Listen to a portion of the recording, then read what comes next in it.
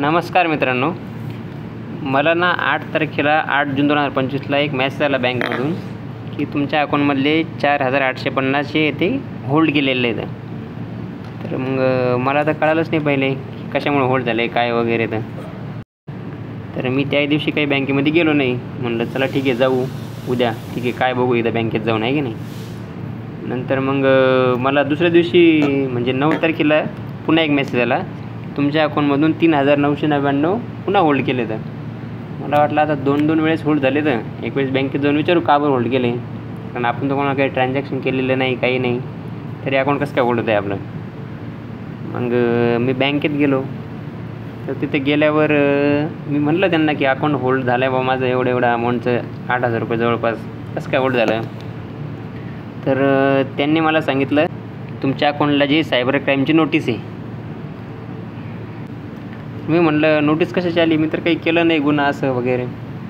ते म्हणे याबद्दल आम्हाला काही सांगता येणार नाही, आम्ही तुम्हाला सायबर क्राईमचा जास्तीत जास्त फक्त मेल ID देऊ शकतो. आणि म्हणजे जिथं फ्रॉड झालेला आहे ना, जी कोणी फ्रॉड केला असेल किंवा ज्याची कोणी कंप्लेंट दिलेली असेल आणि ज्या ऑफिसरकडे दिलेली असेल कंप्लेंट, त्याचा नंबर देऊ शकतो फक्त. म्हणलं ठीक आहे चला पहिले इथं देऊन टाका, म्हणजे मी त्यांना कॉन्टॅक्ट करतो.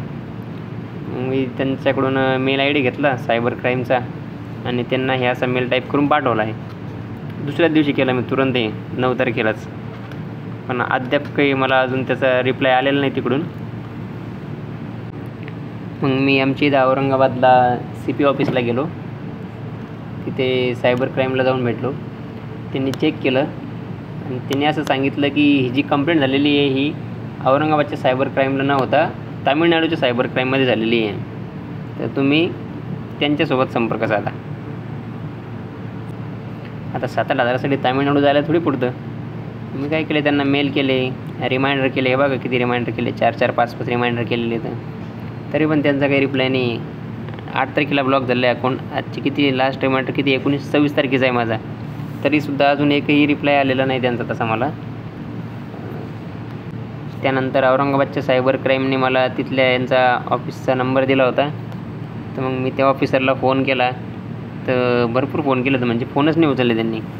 त्याच्यानंतर मी त्यांना मेसेज टाकले की अकाउंट ब्लॉक झालं आहे माझं, पैशाची गरज आहे, फोन उचला, रिसिव्ह करा कॉल. तरी काही फोन नाही उचलले गेले. त्याच्यानंतर मी त्यांना जवळपास 25-30 कॉल केले असतील, एकही फोन ते उचलत नाहीत. तर अशा वेळेस कसं करायचं आता.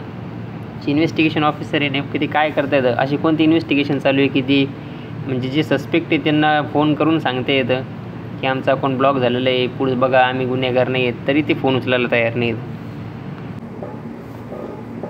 बरेच कॉल केले ते बघा, तुम्हाला समोर दाखवतो मी किती कॉल केलेत त्यांना. हे बघा रोज 4-4, 5-5 कॉल करतो मी, एकही कॉल उचलत नाहीत ते. यानंतर मी पुन्हा आता औरंगाबादच्या क्राईम ब्रांचकडे गेलो होतो.